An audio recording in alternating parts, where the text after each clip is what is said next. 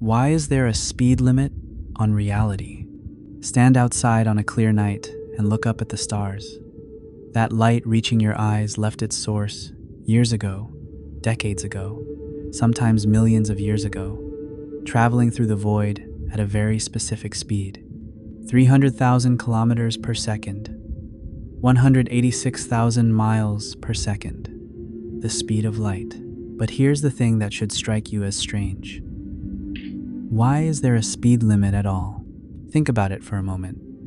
If you ask someone what the ultimate cosmic speed limit should be, after all, infinity is defined as the biggest number imaginable, the absence of all limits.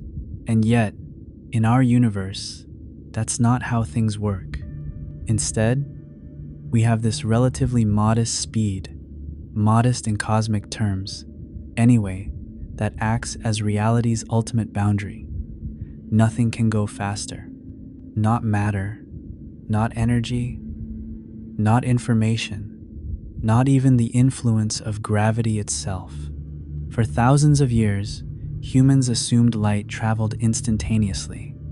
You opened your eyes, and the world simply appeared, as if distance meant nothing to vision. But in 1675, a Danish astronomer named Ole Romer noticed something peculiar. He was studying the moons of Jupiter, tracking their orbits with meticulous care, and he found that the timing of their eclipses seemed to depend on where Earth was in its own orbit. When Earth was farther from Jupiter, the eclipses appeared to happen later than predicted. When Earth was closer, they happened earlier. The only explanation that made sense was almost heretical to consider. It has a speed, a finite, measurable speed. And as Earth's distance from Jupiter changed, the light had either more or less distance to cover, creating the apparent delay.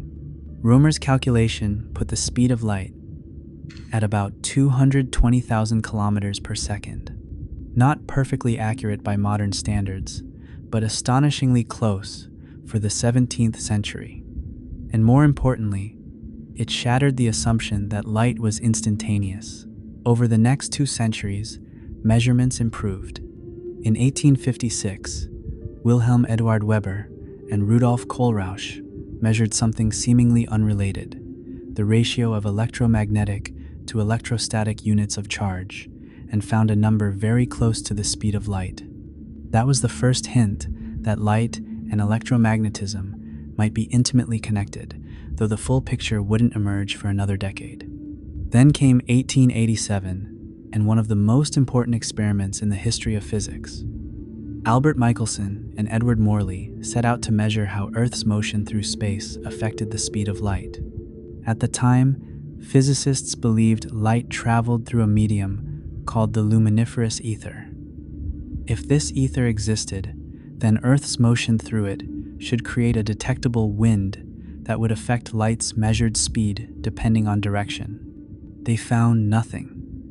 No matter which direction they measured, no matter how Earth was moving through space, light always traveled at exactly the same speed. Always. The experiment was repeated, refined, checked, and rechecked. The result never changed. Light didn't care about your motion. It didn't care about the motion of its source. It traveled at one speed and one speed only, approximately 300,000 kilometers per second. This result was deeply, profoundly strange. It violated common sense and Newtonian physics alike. If you're on a train moving at 50 kilometers per hour and you throw a ball forward at 20 kilometers per hour, someone standing on the platform sees the ball moving at 70 kilometers per hour. Velocities add. That's how motion works in everyday experience. But light doesn't follow this rule. If you're on a spacecraft moving at 99% the speed of light and you shine a flashlight forward, you don't see the light crawl away from you at 1% light speed. You see it race away at exactly the speed of light. Full stop. And here's where things get really interesting. Because the speed of light isn't really about light at all. That's the beautiful, frustrating, profound truth that took physics decades to fully grasp. We call it the speed of light because light was the first thing we observed traveling at this speed, but that's almost a historical accident. What we're actually talking about is something much more fundamental. We should call it the speed of causality, the speed at which cause and effect can propagate through the universe. The cosmic speed limit that prevents reality from dissolving into logical paradox. Light simply happens to travel at this speed because photons have zero mass. Changes in electromagnetic fields travel at this speed. Any massless particle must travel at this speed. It's woven into the fabric of space-time itself, and it exists for a reason that goes far deeper than the behavior of light. This is the journey we're taking tonight. We're going to explore why the universe has a speed limit, what happens as you approach it, why nothing with mass can ever reach it, and what reality looks like when you get close. We'll meet particles that experience no time at all, and hypothetical particles that would break causality if they existed. We'll trace the mathematical insights that revealed this cosmic constant, and we'll visualize what the universe looks like at 99.9% of light speed. By the time we're done, you'll understand why this speed limit isn't an annoying constraint imposed by an arbitrary universe. It's the thing that makes a coherent, comprehensible universe possible at all. It's the boundary that keeps cause and effect in their proper order, that prevents paradoxes, that allows time to have meaning.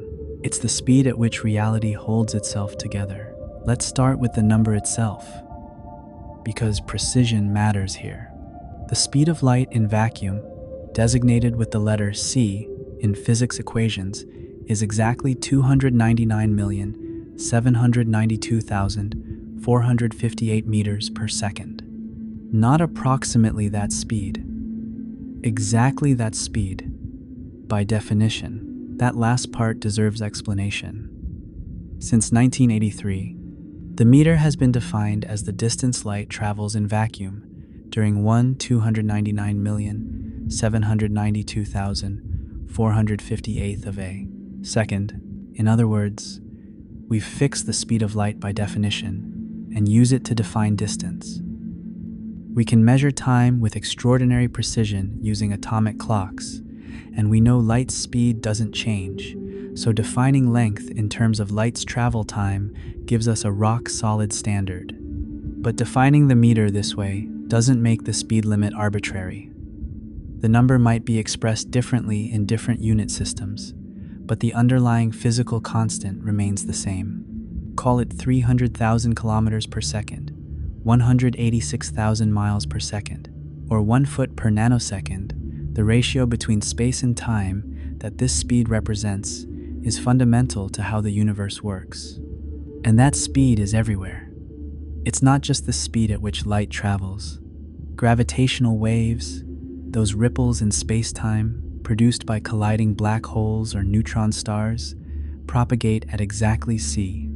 When LIGO detected gravitational waves in 2015, confirming a major prediction of general relativity, one of the measurements they made was of the wave's speed. It matched the speed of light to within measurement uncertainty, not because gravitational waves are light, but because both phenomena propagate at the speed allowed by the structure of space-time itself. Any force, any field, any change propagating through space moves at this speed or slower. Electromagnetic radiation at c, massive particles below c, that's the dichotomy. There is no faster option, and understanding why requires us to dig into something more profound than physics, logic itself. The deeper you look at this speed limit, the clearer it becomes that light is almost incidental to the story. Yes, light travels at this speed, and yes, that's historically how we discovered it. But the speed limit would exist even if light didn't. Even if photons had never existed, space-time would still have this built-in conversion factor between space and time, this maximum speed at which influences can propagate. Think of it this way. The universe has a fundamental geometry. Space and time aren't separate things that just happen to coexist. They're woven together into space-time, a four-dimensional fabric where three dimensions are spatial and one is temporal. The speed c is like a conversion factor built into the geometry of this fabric. In a sense, c is the speed at which time becomes space and space becomes time. It's the exchange rate between the two, and that exchange rate has to exist for space-time to be space-time. Ole Römer's 1700 observation got the ball rolling, but it was the Michelson-Morley experiment that truly forced physics to confront the strangeness of light speed. When that experiment showed light speed was constant regardless of the observer's motion, it created a crisis. According to classical physics, this shouldn't be possible. Velocities should add. If you're moving toward a source of light, you should measure light moving faster relative to you. But you don't. Ever. Under any circumstances. Light always measures the same speed. For almost 2 decades after the Michelson-Morley experiment, physicists struggled with this result. Some tried to save the ether theory by proposing that objects contracted in the direction of motion through the ether. That idea, put forward by George Fitzgerald and Hendrik Lorentz, actually contained a kernel of truth, though they didn't understand why. Others simply found the results baffling and hoped further experiments would clarify things. It took Albert Einstein, a 26-year-old patent clerk in Switzerland, to cut through the confusion. In 1905, Einstein published his paper on special relativity, and in it, he did something radical. He took the constancy of light speed as a fundamental postulate, not something to be explained away or reconciled with classical physics, but a basic fact about the universe that had to be accepted and then used to figure out what it meant for space, time, and motion. If light speed is constant for all observers, regardless of their motion, Einstein reasoned, then something else has to give. And that something else turned out to be our intuitions about space and time. They aren't absolute. They aren't the same for everyone. Instead, they're relative, flexible, dependent on motion. Time can run at different rates. Distances can contract. Simultaneity, the question of whether two events happen at the same time, depends on your reference frame. All of this follows directly from taking seriously the idea that c is a universal constant, and all of it has been confirmed in countless experiments over the past century. Special relativity isn't speculation or philosophy. It's tested, verified, and used daily in technologies from particle accelerators to GPS satellites. But we still haven't answered the fundamental question. Why? Why does the universe have this speed limit? What would go wrong if it didn't? The answer lies in causality. And understanding it requires us to think carefully about cause and effect. Causality is such a basic principle that we barely notice it in everyday life. Cause precedes effect. First you flip the switch, then the light turns on. First you send the text, then the phone beeps. First the cue ball strikes the 8-ball, then the 8-ball rolls into the pocket. It's so obvious, so fundamental to how we navigate the world, that questioning it seems absurd. But causality isn't just a convenient observation about how things happen to work. It's a logical necessity. Without causality, the universe would be incoherent. Effects could precede their causes. You could receive a message before it was sent. You could observe an explosion before the bomb detonated. Events would happen in whatever order they felt like, and the concept of time as a meaningful sequence would evaporate. This is why the speed limit exists. The universe needs a cosmic speed limit to preserve causality, to ensure that all observers, regardless of their motion, agree on the order of cause and effect. Here's how it works. In special relativity, space-time is described using something called the space-time interval. Without diving too deep into the mathematics, the interval between two events depends on both the spatial distance between them and the time between them. Crucially, this interval is the same for all observers, even observers in different reference frames moving at different velocities. It's an invariant, a quantity that everyone agrees on. The space-time interval comes in three varieties. If two events are close together in time but far apart in space, so that light couldn't travel from one to the other, the interval is called spacelike. Events separated by a spacelike interval can't causally affect each other. Different observers will disagree on which event happened first, which means there's no universal time ordering. But that's okay, because without a causal connection, the order doesn't matter. If two events are separated by enough time that light could travel from one to the other, the interval is called timelike. Events separated by a timelike interval can have a causal relationship. One event could influence the other. And here's the key. All observers agree on which event happened first. The order is preserved, causality is protected. The third type, called a null or light-like interval, describes the path that light itself takes through space-time. It's the boundary between space-like and time-like separations. It represents the fastest possible connection between events. This structure, this division of space-time into regions that can and can't be causally connected, is what the speed limit enforces. Without a maximum speed, without c, this structure would collapse. Events that are space-like separated in one reference frame could be time-like separated in another. Observers would disagree not just on the timing of events, which relativity already allows, but on whether events could causally influence each other at all. Let's make this concrete with a thought experiment. Imagine you're standing on a platform and you see two events happen: a flash of light at point A and a flash of light at point B, separated by some distance. If those flashes happen simultaneously from your perspective, and if information could travel faster than light, then someone moving quickly relative to you might see the flash at B happen before the flash at A. That's strange, but not necessarily problematic if the two flashes are unrelated. But now imagine the flash at A is a signal sent by a transmitter, and the flash at B is the signal being received. From your perspective, cause precedes effect. The signal is sent, then received. But if information can travel faster than light, there exist reference frames where the signal is received before it's sent.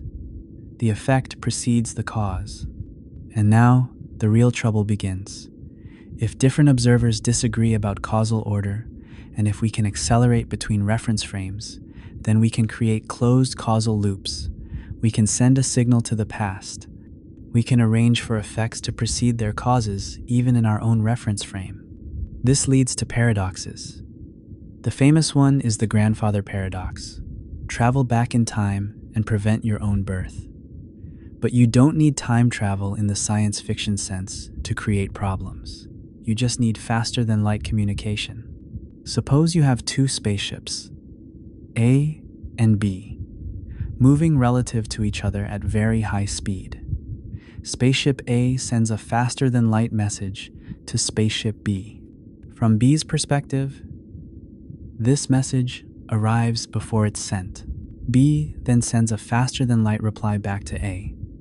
From A's perspective, this reply also arrives before it's sent.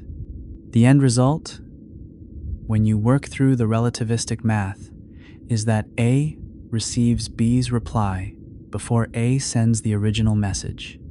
This scenario, called the tachyonic antitelephone, is logically impossible. You can't receive a reply before sending the message that prompted it. You can't have effect precede cause. The universe would be logically inconsistent. The speed limit prevents this. By making c the maximum speed, special relativity ensures that all observers agree on the causal order of causally connected events. Time-like separated events have an invariant ordering. Cause always precedes effect, no matter who's watching. James Clerk Maxwell, working in the 1860s, didn't set out to discover anything about causality or space-time. He was trying to understand electricity and magnetism, two phenomena that seemed deeply connected but lacked a unified mathematical description. Maxwell's genius was to take the empirical laws discovered by Michael Faraday, Charles Augustin de Coulomb, André-Marie Ampère, and others, and weave them into a coherent theoretical framework.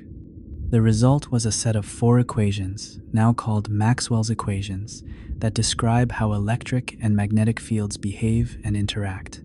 These equations are extraordinarily elegant. They show that electricity and magnetism aren't separate forces, but 2 aspects of a single electromagnetic field. A changing electric field creates a magnetic field. A changing magnetic field creates an electric field. They can sustain each other, creating waves that propagate through space even in the absence of charges or currents. And when Maxwell calculated the speed at which these electromagnetic waves should travel, the speed depended only on 2 constants: the permittivity of free space, epsilon 0, which describes how electric fields behave in vacuum, and the permeability of free space, mu 0, which describes how magnetic fields behave. The wave speed, c, equals 1 divided by the square root of epsilon 0 times mu 0. When Maxwell plugged in the measured values of these constants, he got a speed of approximately 300,000 kilometers per second. The conclusion was inescapable. Light is an electromagnetic wave. Visible light, it turned out, is just one small portion of the electromagnetic spectrum. Radio waves, microwaves, infrared radiation, visible light, ultraviolet radiation, X-rays, gamma rays, all electromagnetic waves, all traveling at the same speed, differing only in wavelength and frequency. This was one of the great unifications in physics. Optics, electricity, and magnetism, which had been studied as separate phenomena, were revealed to be different manifestations of the same underlying reality. And that reality had a built-in speed, c. But Maxwell's equations had an even deeper implication, though Maxwell himself didn't fully appreciate it. They work the same way whether you're at rest or moving. This is called Lorentz invariance, after Hendrik Lorentz, who explored its mathematical implications. But there's a catch. If the equations work the same for everyone, and if they predict electromagnetic waves moving at speed c, then everyone must measure electromagnetic waves moving at speed c, regardless of their own motion. This was the seed that grew into special relativity. Einstein, deeply familiar with Maxwell's equations, realized they were incompatible with the classical notion of absolute space and time. If light speed was constant, as Maxwell's equations insisted, and as the Michelson-Morley experiment confirmed, then space and time had to be relative. The speed of light wasn't a speed limit imposed from outside. It was a consequence of how space-time itself is structured. And here's where we complete the circle back to causality. The speed limit that emerges from Maxwell's equations is the same speed limit that preserves causal order in special relativity. The structure of electromagnetism and the structure of space-time are intimately, inextricably linked. You can't change one without changing the other. The universe is a coherent whole, and C is a thread running through it, connecting cause and effect, space and time, electricity and magnetism, matter and energy. When physicists say C is a universal constant, they don't just mean it has the same value everywhere and always. Though that's true, they mean it's universal in a deeper sense. It's woven into the laws of physics. It appears in equations describing seemingly unrelated phenomena. Einstein's famous mass-energy equivalence, E equals mc squared, contains C, the fine structure constant which governs the strength of electromagnetic interactions, contains C. The relationship between relativistic momentum and energy contains C. The speed of causality shows up everywhere, because everything in the universe is subject to the same geometric structure of space-time. So when we ask, why is there a speed limit? The answer is, because without one, cause and effect would fall apart. Different observers would disagree on what caused what. Closed causal loops would become possible. Paradoxes would proliferate. The universe would be logically incoherent. The speed limit isn't there to frustrate our dreams of interstellar travel, though it certainly does that. It's there to make reality itself possible, and light just happens to be the messenger that moves at this speed, revealing to us the fundamental structure beneath. If you've ever wondered why nothing with mass can reach the speed of light, time dilation is part of the answer. It's also one of the most counterintuitive predictions of special relativity and one of the most thoroughly confirmed. The basic idea is this: time doesn't pass at the same rate for everyone. An observer in motion experiences time more slowly than an observer at rest, as measured by the stationary observer. This isn't an illusion or a trick of perception.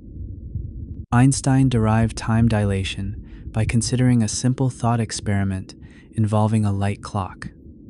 Imagine a clock that consists of two mirrors facing each other, with a photon bouncing back and forth between them. Each round trip of the photon constitutes one tick of the clock. If you're at rest relative to this clock, you see the photon traveling straight up and down, covering a distance of, say, 2 meters per round trip. Since light travels at c, the time between ticks is 2 meters divided by c. Now imagine the clock is moving sideways relative to you at some high speed.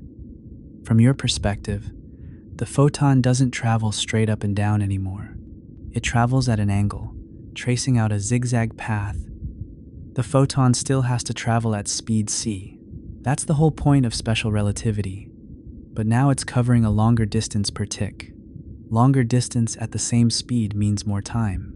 The moving clock ticks more slowly than an identical clock at rest. This is time dilation. The faster the clock moves, the slower it ticks from the perspective of a stationary observer. And it's not just light clocks. Every physical process in the moving reference frame is slowed by the same factor. Chemical reactions, radioactive decay, biological aging, everything.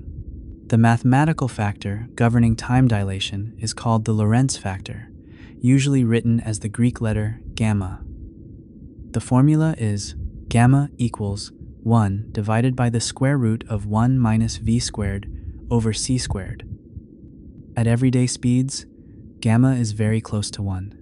If you're driving on a highway at 100 kilometers per hour, gamma differs from 1 by less than 1 part in 10 to the 16th.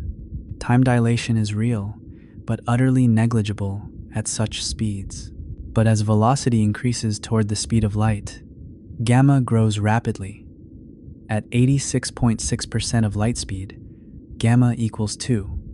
Time passes half as slowly for the moving observer. At 95% of light speed, gamma is about 3.2. At 99%, gamma is about 7. At 99.5%, gamma reaches 10. And as velocity approaches c, gamma approaches infinity. This means time dilation becomes enormous near light speed. A traveler moving at 99.99% of c would experience time passing about 70 times more slowly than someone at rest. What feels like 1 year to the traveler corresponds to 70 years for a stationary observer. The twin paradox is the classic illustration of this effect. Imagine two identical twins, Alice and Bob. Alice stays on Earth while Bob boards a spacecraft and travels to a distant star at a significant fraction of light speed, then returns.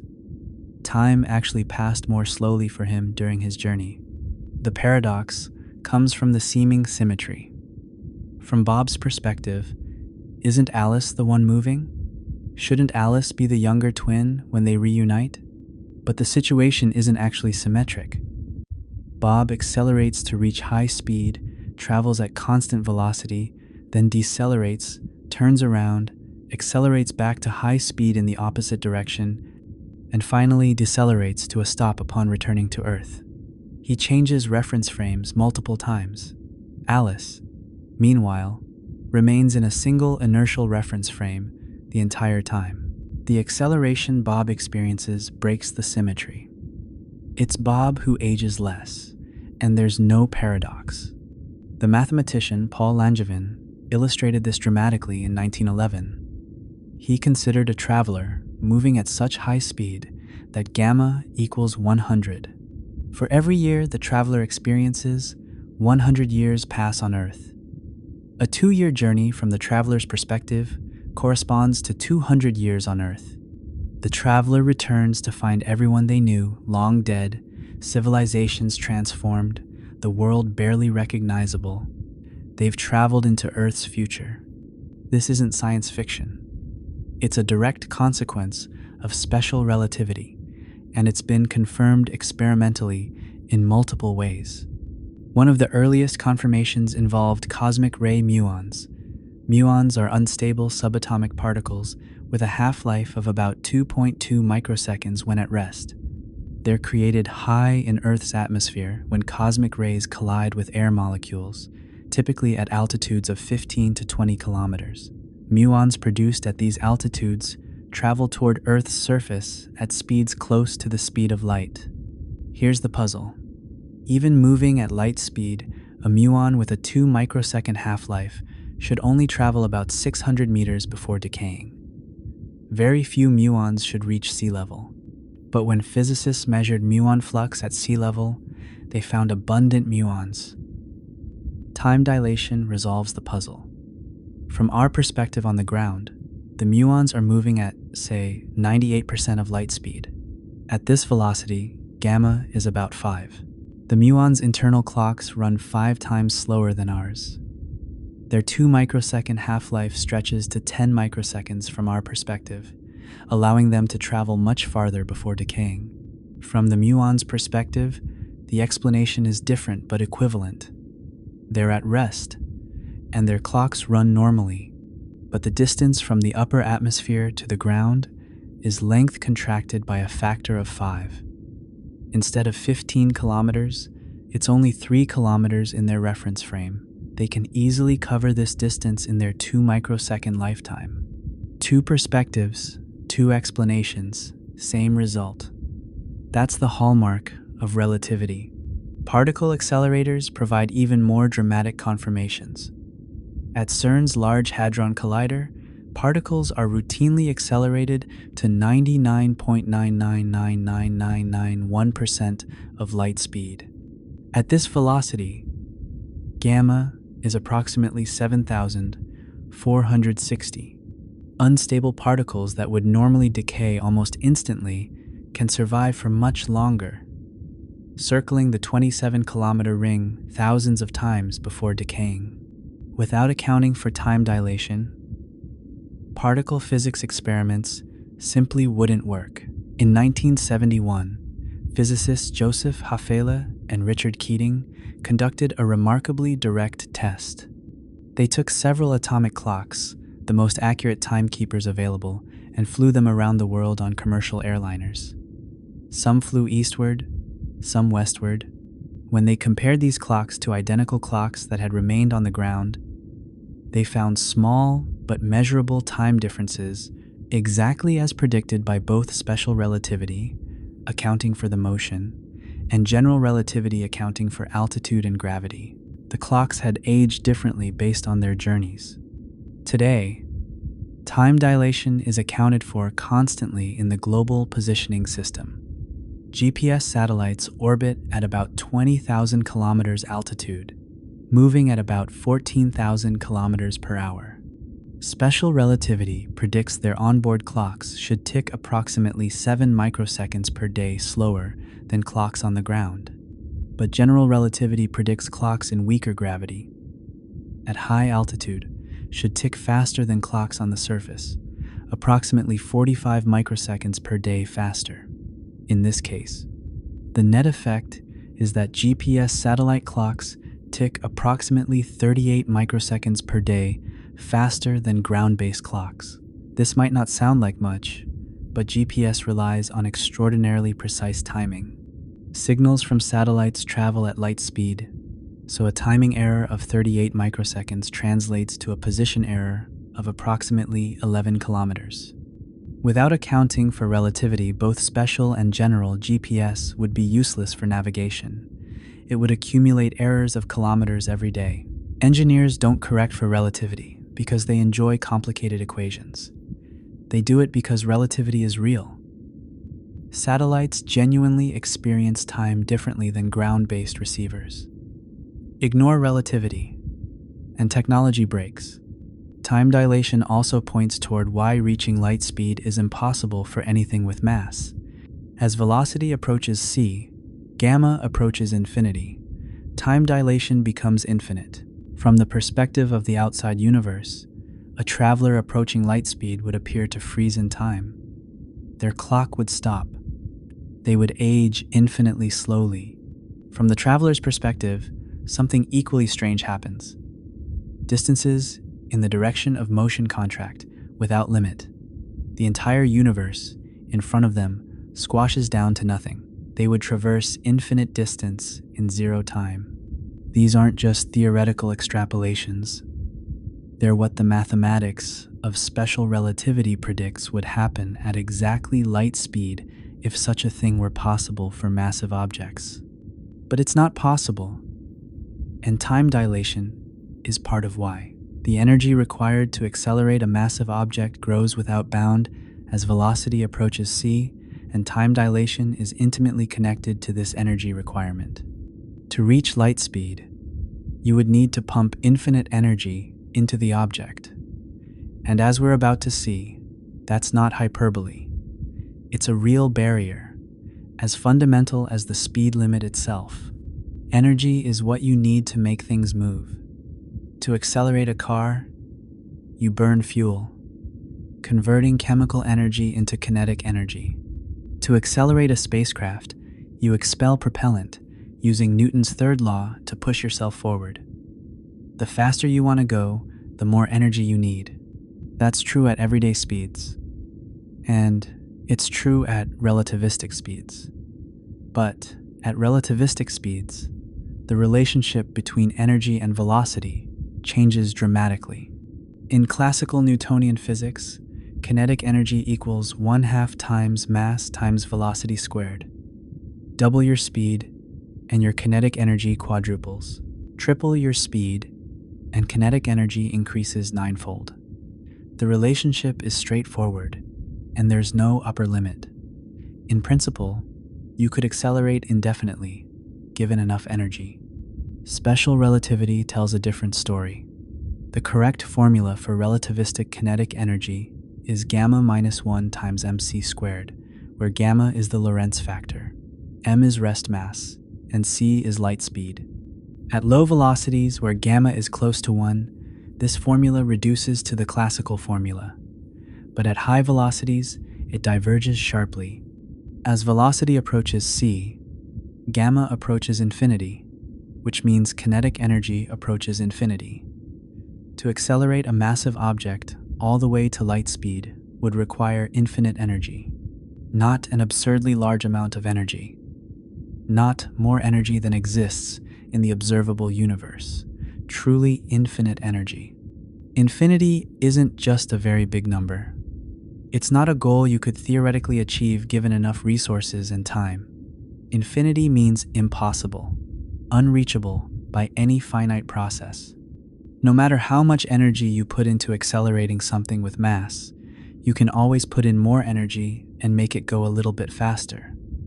But you can never reach c. The curve asymptotically approaches light speed but never gets there. Let's make this concrete with some numbers. Suppose you want to accelerate a 1 kilogram mass, about the weight of a textbook, to various fractions of light speed. To reach 10% of light speed, you need about 4.5 times 10 to the 14th joules. That's about 110 kilotons of TNT equivalent, comparable to a large nuclear weapon. Just to get 1 kilogram moving at 30,000 kilometers per second, to reach 50% of light speed, you need about 1.4 times 10 to the 16 joules.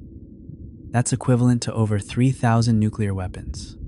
To reach 90% of light speed, you need about 8.4 times 10 to the 16 joules. The energy requirements are growing explosively. To reach 99% of light speed, you need about 5.3 times 10 to the 17 joules. At 99.9%, you need about 2.1 times 10 to the 18 joules.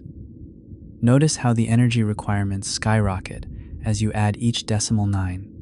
At 99.99% of light speed, you need over 1.5 times 10 to the 19 joules just for 1 kilogram. That's more than the total energy consumption of human civilization over an entire year used to accelerate a single kilogram to this speed. And you're still not at light speed. You could keep adding 9s, 99.99, 9%, 99.99999%, and each additional 9 multiplies the energy requirement many times over. The journey from 99% to 100% requires infinite energy. This is why particle accelerators are enormous, expensive machines consuming massive amounts of power. At the Large Hadron Collider, it takes 17 million joules just to accelerate a proton 1.7 times 10 to the minus 27 kilograms. Essentially nothing. 99.999999 of light speed. That's 17 million joules per proton. The entire LHC ring accelerates about 360 trillion protons at once, consuming about 120 megawatts of power when running at full capacity. And those protons still aren't moving at light speed. They're moving at 99.999999% of c, fast enough that they complete 11,000 orbits of the 27-kilometer ring every second. Fast enough that time dilation stretches their lifetimes by a factor of approximately 7,400, but not light speed. Not quite. Never quite. You might wonder where all that energy goes. Older physics textbooks sometimes talk about relativistic mass. This concept has been largely abandoned in modern physics pedagogy, as it can be pedagogically misleading. The object's rest mass its intrinsic mass. The mass you'd measure if you were at rest relative to the object doesn't change. What changes is the object's inertia, its resistance to further acceleration. Think of it this way. The energy you pump in goes into kinetic energy, but the relationship between energy and velocity is nonlinear at relativistic speeds. The same amount of added energy produces less and less additional velocity as you get faster. It's not that the energy disappears. It's that the energy-velocity relationship itself changes. Einstein's famous equation, E equals mc squared, tells us that mass and energy are equivalent, two forms of the same thing. A more complete version of this equation, applicable to moving objects, is E squared equals P squared C squared plus M squared C fourth, where E is total energy, P is momentum, M is rest mass, and C is light speed. For an object at rest, momentum is 0, and this reduces to E equals mc squared. All the energy is rest mass energy. For a photon, which has 0 rest mass, the equation becomes E equals pc. All the energy is kinetic. For an object with mass moving at some velocity, both terms contribute. As you accelerate an object with mass toward light speed, more and more of its energy goes into momentum rather than increased velocity. The object gains energy, but that energy manifests as increased momentum with diminishing returns in velocity. This is why you can never push it all the way to c. The energy required for the final infinitesimal increment of velocity is infinite. It's worth noting that this infinite energy barrier is entirely separate from any practical engineering concerns. This isn't about fuel efficiency or rocket design or the limitations of current technology. Even if you had access to unlimited energy, a fantasy. But let's suppose you still couldn't accelerate matter to light speed. The barrier is built into the structure of space-time itself. Massless particles, on the other hand, are different. Photons, gluons, gravitons, if they exist, and any other particles with exactly zero rest mass don't have this problem. They don't need to accelerate to light speed. They're born moving at light speed and can never move slower. For them, c isn't a speed limit to approach. It's the only speed they can have. This is the critical distinction. Massive particles are confined below c. Massless particles must travel at exactly c. There's no middle ground, no particle that moves at, say, half light speed while having zero mass. The dichotomy is absolute, and this leads us to one of the strangest consequences of special relativity. What the universe looks like from the perspective of something traveling at light speed. Photons are strange.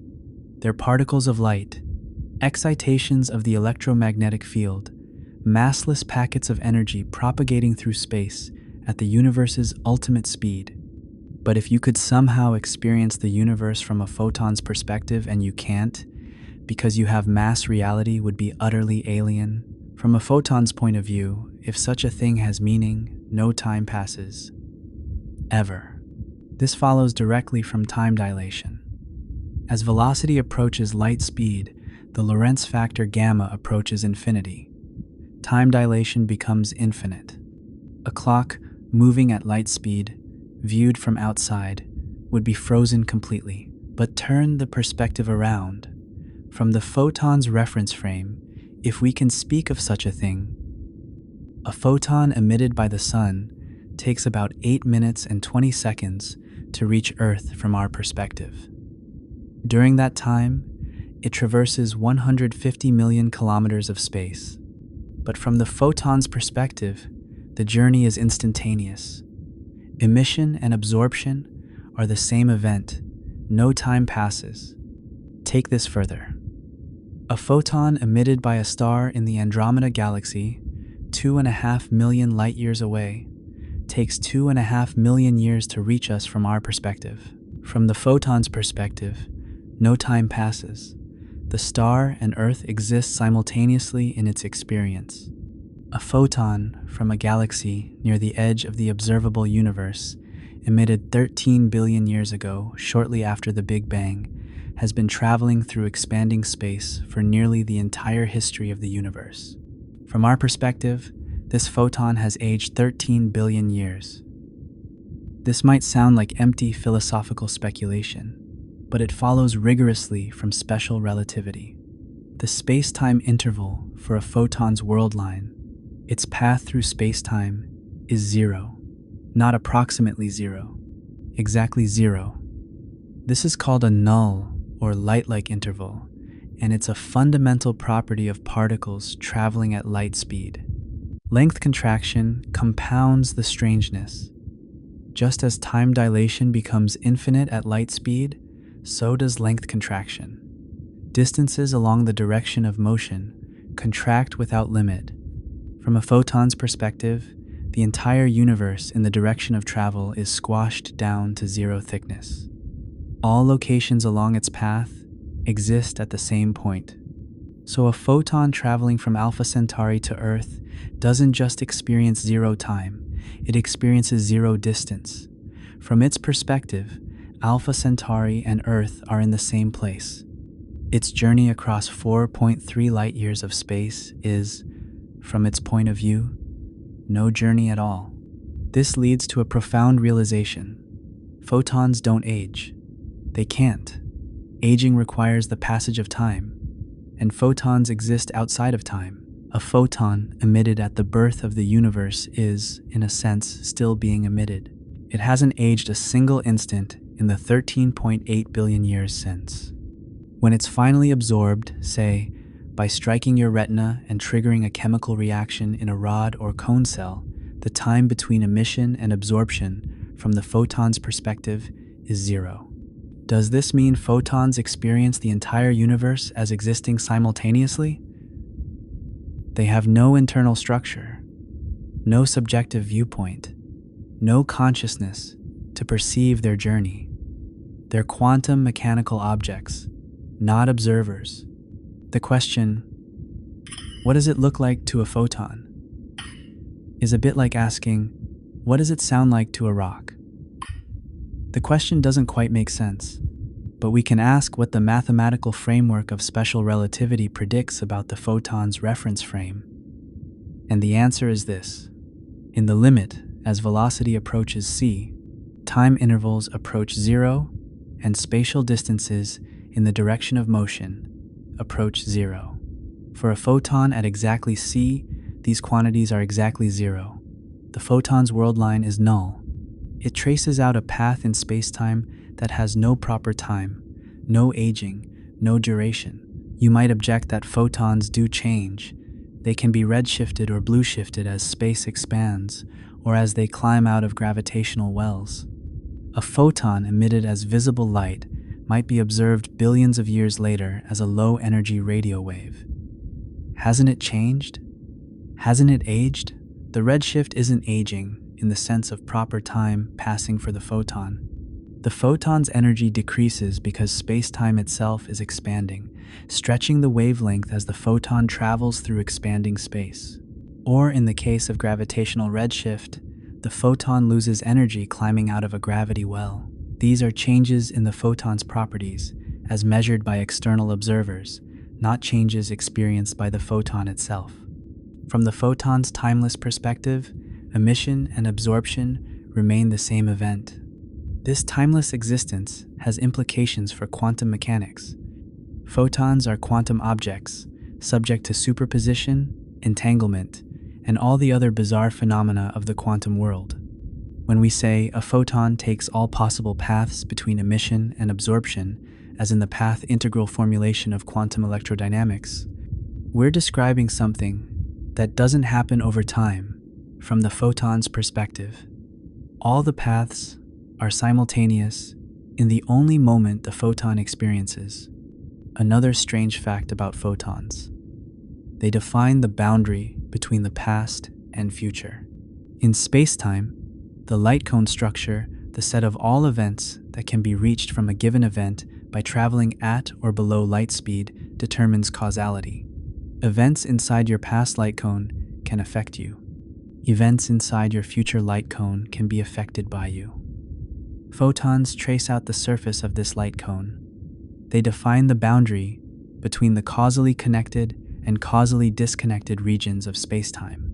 In a sense, photons live on the edge of causality itself, forever racing at the speed at which cause becomes effect, never experiencing the passage that lies in between. All of this explains why photons behave so differently from massive particles.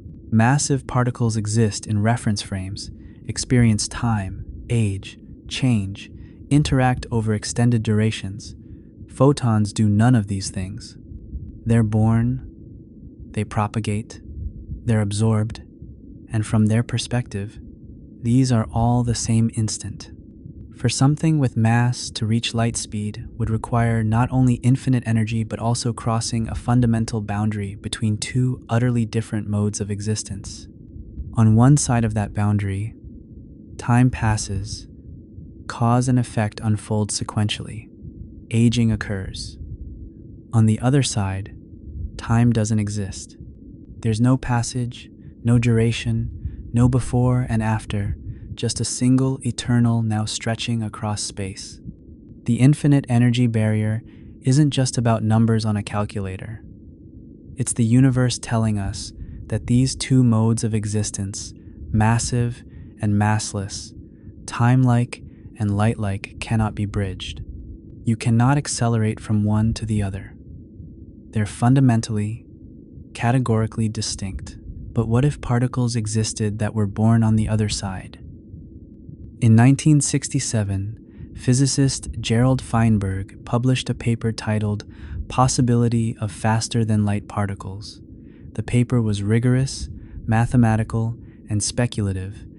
Feinberg wasn't claiming such particles existed, but he was exploring what they would be like if they did. He called them tachyons, from the Greek word tachys, meaning swift. Tachyons are hypothetical particles that always travel faster than light. Just as massive particles are confined below c and massless particles travel at exactly c, tachyons would be confined above c. They couldn't slow down to light speed any more than we could speed up to it. The energy barrier works in reverse for them. Slowing down would require infinite energy. This is counterintuitive. We're used to thinking that going faster requires energy and slowing down dissipates energy. But for tachyons, the relationship is inverted. A tachyon with low energy travels very fast. As you add energy to a tachyon, it slows down. To bring it all the way down to light speed would require infinite energy. How can such a thing even be theoretically possible? The answer lies in the mathematics of special relativity. Remember the Lorentz factor, gamma, which equals 1 over the square root of 1 minus v squared over c squared. For ordinary particles moving slower than light, v is less than c, so v squared over c squared is less than 1. The quantity under the square root is positive, and gamma is a real number greater than or equal to 1. But what if v is greater than c? Then v squared over c squared is greater than 1. The quantity under the square root is negative, and you're taking the square root of a negative number. In real number mathematics, this is undefined, but if you allow imaginary numbers involving the square root of -1, then gamma becomes imaginary. An imaginary Lorentz factor means tachyons would have imaginary mass. Not negative mass, but imaginary in the mathematical sense, involving the imaginary unit I. This sounds absurd, but it's mathematically consistent within the framework Feinberg explored. He was investigating whether the equations of special relativity permit such solutions, and in a narrow sense, they do. But just because something is mathematically possible doesn't mean it's physically real. And tachyons face a devastating problem. They violate causality. Consider a tachyon sent from one point in space to another, traveling faster than light. From some observer's perspective, this tachyon would be traveling backward in time. Remember, whether an object is moving forward or backward in time depends on your reference frame for space-like separated events. Since tachyons travel faster than light, their world line is space-like, and different observers will disagree on whether the tachyon was emitted first or absorbed first. This opens the door to causal paradoxes. Suppose you send a tachyon signal to a distant spaceship. The spaceship receives the signal and sends a tachyon reply. Due to the relativistic effects we've discussed, under the right conditions, you could receive the reply before you sent the original message. You've created a closed causal loop, a message from your own future to your past. And if you can send messages to the past, you can create paradoxes. The tachyonic anti-telephone scenario has you send a message saying, "Don't send this message." If the message is received in the past before it was sent, then in the timeline where you receive the message, you decide not to send it. But if you don't send it, how did you receive it? The logic contradicts itself. Or consider a more dramatic scenario. You observe an explosion. You send a tachyon signal warning your past self about the explosion before it happened. Your past self evacuates the area and prevents the explosion. But if the explosion never happened, why did you send the warning? We're back to the grandfather paradox, just implemented with faster than light signals instead of time machines.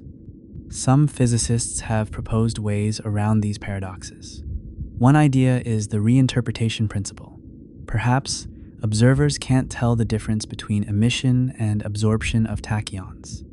A tachyon traveling backward in time from the future could always be reinterpreted as a tachyon traveling forward in time toward the future.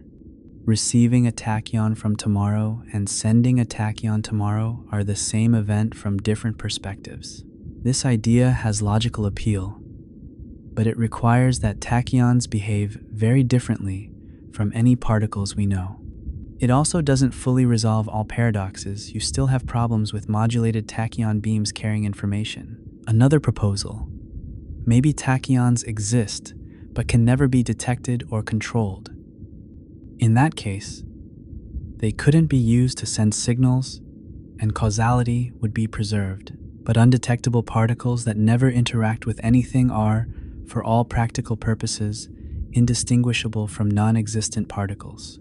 A more recent idea: maybe tachyons can't be controlled. They're emitted and absorbed randomly, not in response to any signal we send. In that case, you couldn't use them to send information backward in time because you couldn't encode a message. This preserves causality but makes tachyons essentially useless for communication and very difficult to study. The problem is that all these workarounds feel contrived. They're adding special rules to avoid paradoxes rather than explaining why paradoxes don't arise naturally. Occam's razor suggests the simplest explanation: tachyons don't exist. And indeed, despite extensive searches, no evidence for tachyons has ever been found. Experiments at particle accelerators, cosmic ray observatories, and neutrino detectors have looked for particles traveling faster than light. In 2011, an experiment briefly appeared to show neutrinos traveling faster than light, which would have been one of the most important discoveries in physics. The result was quickly traced to a faulty cable connection. After the error was corrected, neutrinos once again traveled at exactly the speed expected, slightly below c because they have mass. Modern quantum field theory treats tachyonic fields differently from Feinberg's original idea. In quantum field theory, a tachyonic field indicates an instability in the vacuum, a false vacuum that wants to decay to a lower energy state. The tachyon isn't a particle you could detect flying through space. It's a mathematical signal that your theory is unstable and needs fixing. String theory sometimes produces tachyonic modes in its equations, but these are considered bugs, not features. They indicate the theory is formulated in an unstable configuration. Physicists work to eliminate tachyonic modes, not to embrace them as predictions of faster-than-light particles. There's even been recent speculative work suggesting tachyons could be connected to dark matter and dark energy, two of cosmology's biggest mysteries. A 2024 paper explored a cosmological model where the universe is filled with tachyonic matter. The model can fit observations of type Ia supernovae, the cosmic distance ladder used to measure the universe's expansion. But the model is highly speculative and faces significant theoretical challenges. Most physicists remain skeptical. The overwhelming consensus is that tachyons, as faster-than-light particles that could be detected and used to send information, don't exist. The universe doesn't allow them, not because of some arbitrary rule, but because their existence would undermine causality. And causality, as we've seen, is fundamental. It's the reason the speed limit exists in the first place. Tachyons remain an interesting thought experiment, a way to explore the boundaries of special relativity and understand why those boundaries exist. They're a reminder that the universe is constrained not just by energy and momentum, but by logic itself. A universe with tachyons would be logically inconsistent, rife with paradoxes, unstable in a deep sense. The absence of tachyons isn't a limitation, it's a feature that keeps reality coherent. We've discussed Maxwell's equations a few times already, but it's worth dwelling on them more carefully because they're the key to understanding why light speed is what it is, and why it shows up everywhere in physics. James Clerk Maxwell began his work on electromagnetism in the 1850s and 60s, building on decades of experimental and theoretical groundwork laid by others. Michael Faraday had discovered electromagnetic induction, the principle that a changing magnetic field creates an electric field, which is how generators and transformers work. André-Marie Ampère had discovered that electric currents create magnetic fields. Charles-Augustin de Coulomb had quantified the force between electric charges. These discoveries were profound but disconnected. Electricity and magnetism seemed related but distinct. Faraday himself had little formal mathematics training and worked primarily through intuition and experiment, but he introduced a crucial concept, the field. Rather than thinking of forces acting instantaneously across empty space, Faraday imagined lines of force filling space, creating an invisible structure through which electric and magnetic influences propagate. Maxwell took Faraday's intuition and gave it mathematical form. These equations describe how electric and magnetic fields behave, how they interact with charges and currents, and crucially, how they can sustain each other even in the absence of charges or currents. The first equation, Gauss's law for electricity, relates electric fields to electric charges. Electric field lines originate from positive charges and terminate on negative charges. The second equation, sometimes called Gauss's law for magnetism, states that magnetic field lines always form closed loops. There are no magnetic monopoles, no isolated north or south poles. The third equation, Faraday's law of induction, describes how a changing magnetic field creates an electric field. This is the principle behind electric generators. The fourth equation, Ampere's law with Maxwell's correction, describes how electric currents and changing electric fields create magnetic fields. The Maxwell's correction part is crucial. Ampere's original law related magnetic fields to electric currents. Maxwell realized this law was incomplete. It didn't account for situations where electric fields are changing over time, such as in a charging capacitor. Maxwell added a term to account for this, the displacement current. This term represents a changing electric field and contributes to the magnetic field just as real currents do. This might seem like a technical detail, a small adjustment to get the equations to work properly in all situations, but it had revolutionary consequences. With the displacement current term, Maxwell's equations became symmetric. A changing magnetic field creates an electric field, and a changing electric field creates a magnetic field. They can sustain each other in a feedback loop, propagating through space as a wave. Maxwell worked out the mathematics and found that these electromagnetic waves should travel at a specific speed, determined entirely by the electric and magnetic properties of empty space. The speed is given by c equals 1 over the square root of epsilon 0 times mu 0, where epsilon 0 is the permittivity of free space and mu 0 is the permeability of free space. Permittivity and permeability are constants that describe how electric and magnetic fields behave in vacuum. Permittivity relates to how easily electric fields can exist in space. Permeability relates to how easily magnetic fields can exist in space. These constants had been measured in electrical experiments. They were known quantities. When Maxwell plugged in the measured values, he calculated that electromagnetic waves should propagate at approximately 300,000 kilometers per second. This was, within experimental uncertainty, exactly the measured speed of light. The conclusion was inescapable. Light is an electromagnetic wave. Visible light, Maxwell realized, is just one small slice of a much broader electromagnetic spectrum. Different wavelengths would appear as different colors or, if outside the visible range, would be invisible to the human eye but detectable by other means.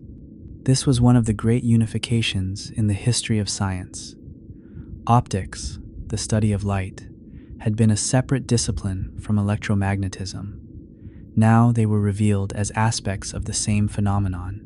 And Maxwell's equations predicted that electromagnetic waves could have any wavelength: radio waves, microwaves, infrared, visible light, ultraviolet, X-rays, gamma rays.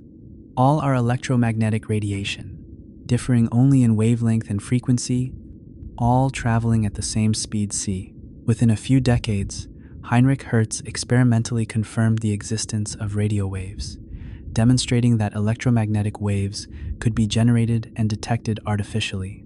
Wireless communication became possible, transforming civilization. Today, we're surrounded by electromagnetic waves at countless frequencies, from radio broadcasts to Wi-Fi to cell phone signals. all propagating at light speed, all obeying Maxwell's equations. But there's something even deeper here. Maxwell's equations don't depend on the observer's motion. They're the same whether you're at rest or moving at constant velocity.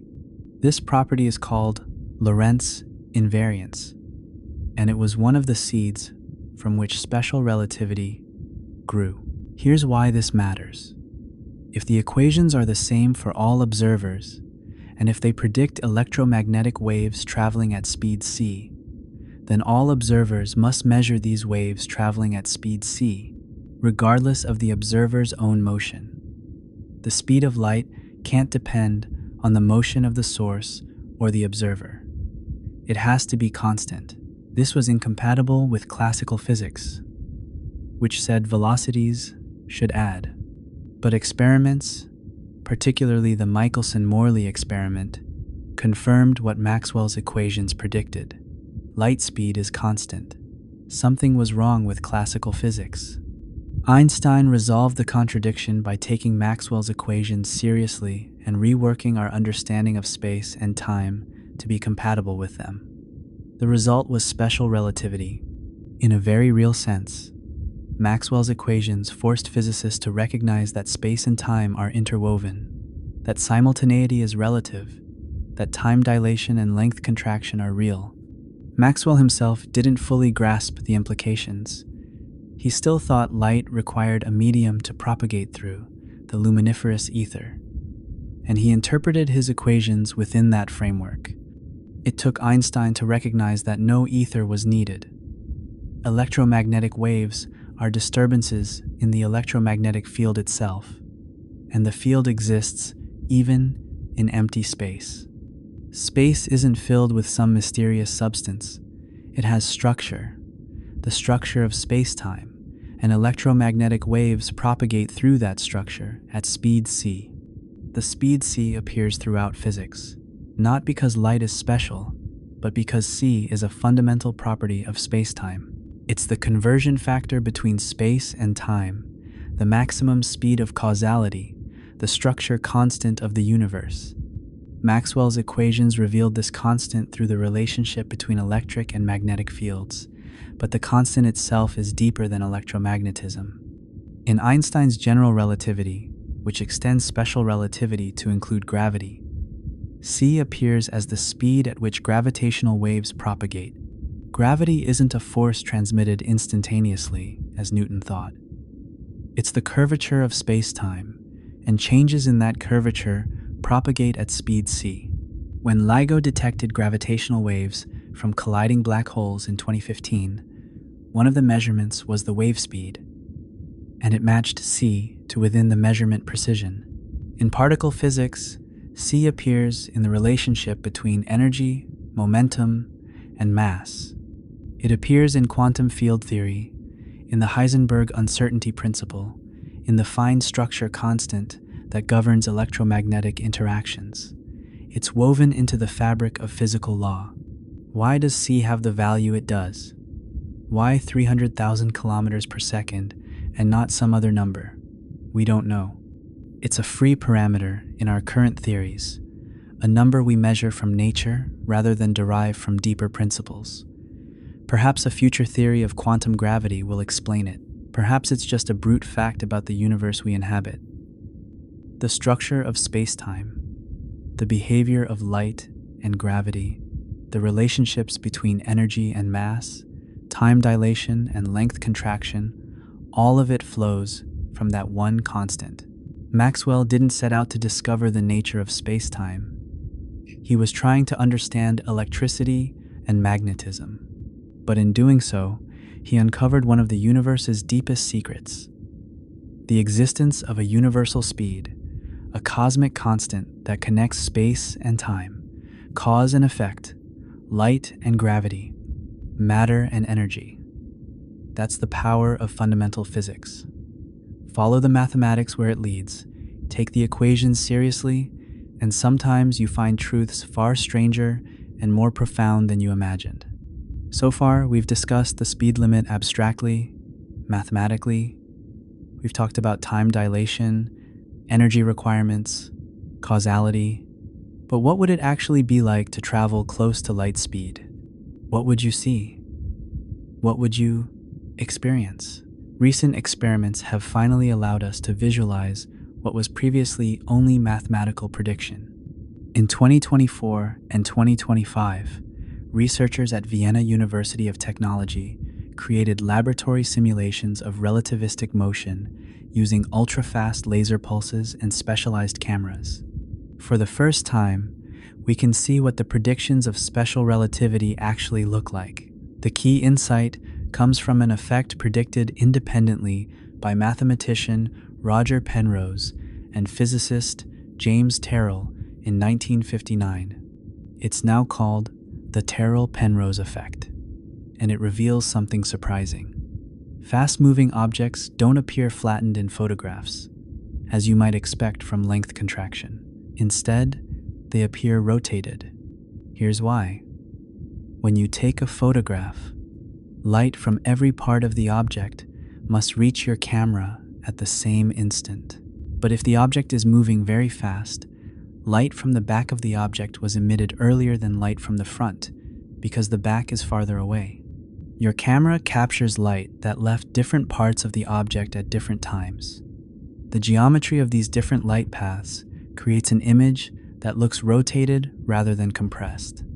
The Vienna team tested this with a cube and a sphere. They simulated the cube moving at 80% of light speed and the sphere at 99.9%. They did this by taking ultra-short laser pulses, each lasting just 300 picoseconds, about a trillionth of a second, and capturing thin slices of light reflected from the objects. They then moved the objects forward by the distance they would have traveled at the simulated speed and captured another slice. Stitching all the slices together created an image of the object moving at relativistic speeds. The results confirmed the predictions. The sphere, despite being physically flattened into a disc shape to simulate Lorentz contraction, appeared round in the images. You could see parts of the sphere's far side that would normally be hidden. The cube appeared rotated, revealing sides that shouldn't be visible from a single viewpoint. This isn't an illusion in the sense of being false. It's what you would genuinely see if you photographed a relativistic object. The rotation is an optical effect caused by the finite speed of light, combined with the object's motion. The object is still physically contracted along its direction of motion, but the photograph doesn't directly capture that contraction. Now let's consider what you'd experience if you were the one traveling at relativistic speeds. Several effects would combine to create a very strange view of the universe. First, aberration. As you accelerate toward light speed, your entire field of view compresses forward. Stars that were to the sides and even behind you appear to shift forward, bunching up ahead of you. At 99% of light speed, most of the visible universe is confined to a narrow cone about 10 degrees wide in front of you. At 99.99%, essentially all the light reaching you comes from a tiny point ahead. You'd have extreme tunnel vision, with almost nothing visible to the sides or behind. This happens because light from all directions appears to come from the forward direction when you're moving fast. Even photons that were originally traveling perpendicular to your motion get aberrated forward. It's similar to how rain appears to come at you horizontally when you drive fast, even though it's falling straight down. But with light, the effect is far more extreme at relativistic speeds. Second, Doppler shift and beaming effects. Light from stars ahead of you shifts to higher frequencies. Light from stars behind shifts to lower frequencies. But the frequency shift doesn't just change colors, it shifts the entire spectrum. Infrared light from stars ahead becomes visible. Visible light becomes ultraviolet. Radio waves become visible light.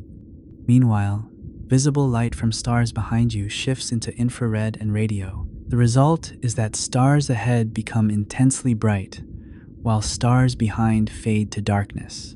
At 99.9% of light speed, even the cosmic microwave background radiation, normally at radio wavelengths corresponding to a temperature of about 3 Kelvin, gets Doppler shifted into visible or even gamma-ray wavelengths ahead of you. The universe forward looks like a searing blaze of high-energy radiation. The universe behind is dark and cold. Third, time dilation. From your perspective aboard a relativistic spacecraft, time passes normally. Your heartbeat is regular. Your thoughts proceed at their usual pace. You don't feel slow, but if you could observe Earth or any other reference point you've left behind, you'd see it moving in fast forward at 99% of light speed with a Lorentz factor of about 7. At 99.99% with a factor of about 70, Earth ages 70 years for every year you experience. This creates the famous twin paradox scenario. Travel to a star 10 light years away at 99.99% light speed. But from your perspective, with length contraction factored in, the star is only about 0.14 light years away, and the journey takes about 53 days. You return to find 20 years have passed on Earth. You've aged about 106 days. Your twin has aged 20 years. Fourth, length contraction. Distances along your direction of travel are shortened dramatically. The contraction factor is the same as the time dilation factor, gamma. At 99% of c, distances shrink to about 14% of their rest length. At 99.99% to about 1.4%, a journey to Alpha Centauri, 4.3 light years away, becomes a journey of only 0.06 light years in your reference frame. You measure this shortened distance. It's not an illusion. If you have a ruler stretched out ahead of you in your direction of motion, and you measure the distance to Alpha Centauri with that ruler, you get 0.06 light years. Of course, from Earth's perspective, your ruler is also contracted, so the measurements work out consistently. Everyone measures distances and times differently, but everyone agrees on the space-time interval, the invariant combination of distance and time that characterizes the separation between events. Fifth, the visual rotation effect we discussed. Objects you pass don't just look compressed, they look rotated. You can peek around their edges, seeing sides that should be hidden. A passing spacecraft would appear twisted, as if you're viewing it from an impossible angle. This is the Terrell-Penrose effect in action, a purely optical consequence of light's finite speed combined with your high velocity. All these effects combine to create an experience unlike anything in everyday life. The universe ahead is a tiny, blazing cone of high-frequency radiation. Everything else is dark. Distances are compressed. Time outside your spacecraft flows quickly. Objects twist and reveal hidden sides as they pass. And underlying all of it, you feel nothing unusual. Your local experience of time, your biological processes, your thoughts all proceed normally because all the physics in your reference frame works the same way. But reaching these speeds requires overcoming the energy barrier we've discussed. Sustained acceleration at 1g. The comfortable acceleration of Earth's gravity takes about 11 months to reach light speed, except you never quite get there because of the infinite energy barrier. Realistic interstellar travel at these speeds requires either incredibly efficient propulsion systems, massive energy sources, or generations-long voyages where time dilation makes the journey bearable for the travelers, even as centuries pass on Earth. The acceleration itself poses challenges. If you accelerate too quickly, the g-forces would be lethal. Accelerating to light speed in a few seconds, as happens in science fiction, would subject you to thousands of g's. You'd be crushed instantly. Fighter pilots can withstand about 9 g's for short periods with specialized suits and training. Anything beyond that quickly becomes dangerous. So realistic relativistic travel requires either slow, sustained acceleration or some way to mitigate the effects, neither of which we currently know how to achieve. All of this is why relativistic travel remains firmly in the realm of future speculation. The physics is clear. The predictions are testable and tested. but the engineering challenges are monumental, far beyond current technology. Still, understanding what the experience would be like matters. It grounds the abstract mathematics in something we can visualize. It makes relativity real, not just a collection of equations, but a description of what would actually happen if we could someday reach these extraordinary speeds. And it reminds us that the universe is strange. Our everyday experience, where velocities add simply and time passes uniformly, is a special case. The true universe, the relativistic universe, is far weirder and far more beautiful. We're fortunate to live in an era where we can not only predict this strangeness mathematically, but visualize it, simulate it, and understand it deeply. Even if we can't yet build a spacecraft that travels at 99.9% of light speed, we can at least imagine what the journey would look like. And that's a kind of exploration all its own. So we return to where we began. Why is there a speed limit on reality? The answer, woven through everything we've explored, is deeper than physics. It's about logic, causality, the very structure that allows existence to be comprehensible. The speed of light, 300,000 kilometers per second, isn't fundamentally about light at all. It's the speed at which cause can propagate to create effect. It's the cosmic constant that keeps events in their proper order, that prevents paradoxes, that makes time meaningful as a sequence rather than a tangled mess of contradictions. Without this speed limit, causality would break. Different observers would disagree not just on when events happen, which relativity already allows, but on the causal order of events. Whether A caused B or B caused A would depend on your reference frame. You could receive messages from your own future, intervene to prevent yourself from sending them, and create logical paradoxes that tear at the fabric of reality. The universe doesn't permit this. It can't. A universe without causal order would be incoherent, perhaps incapable of supporting complex structures like stars, planets, life, consciousness. The speed limit is the boundary that preserves coherence. Maxwell's equations revealed this constant hiding in the relationship between electricity and magnetism.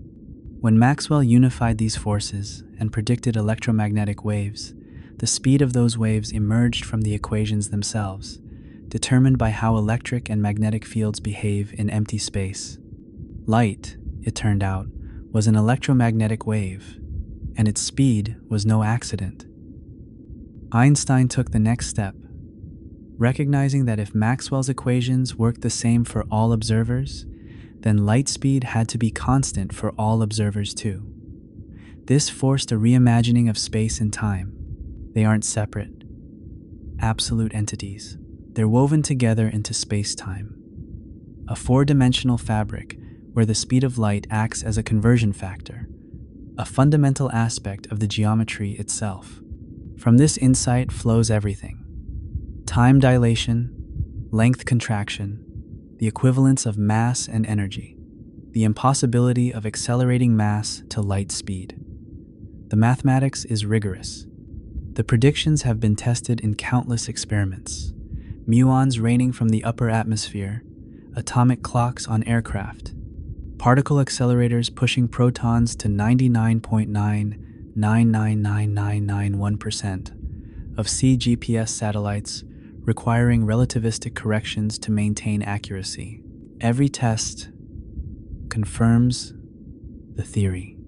And at the heart of it all is that speed, that boundary between the possible and impossible. Massive particles remain below it.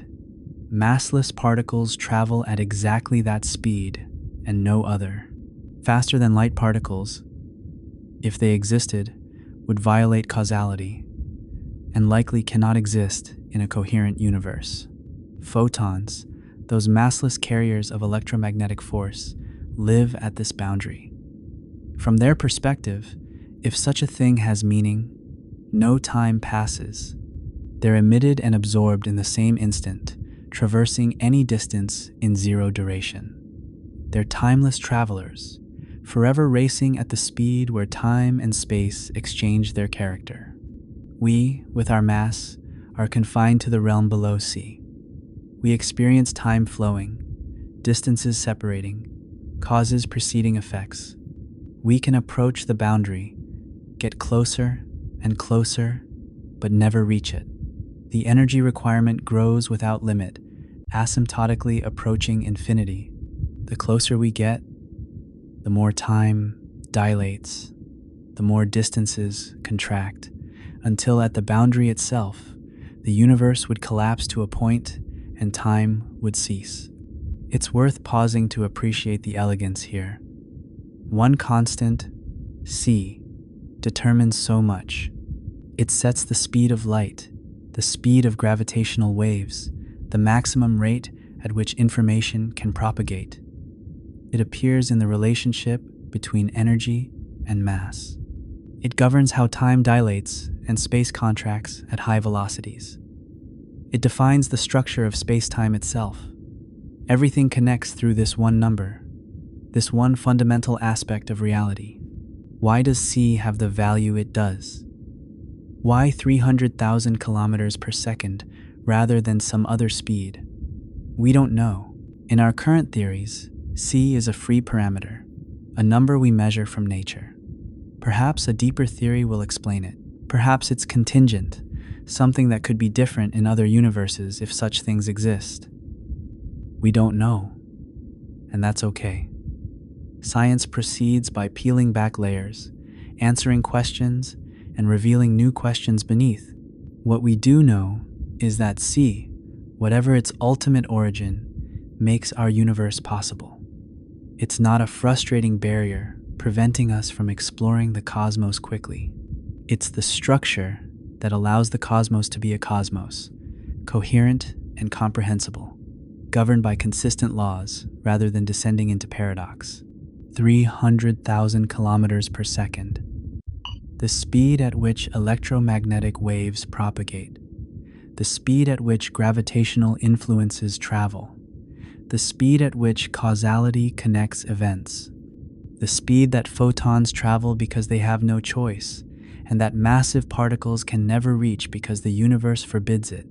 It's the ultimate speed limit, the cosmic constant, the boundary between time-like and space-like, between the causally connected and causally disconnected, between the possible and impossible. It's the speed at which reality holds itself together.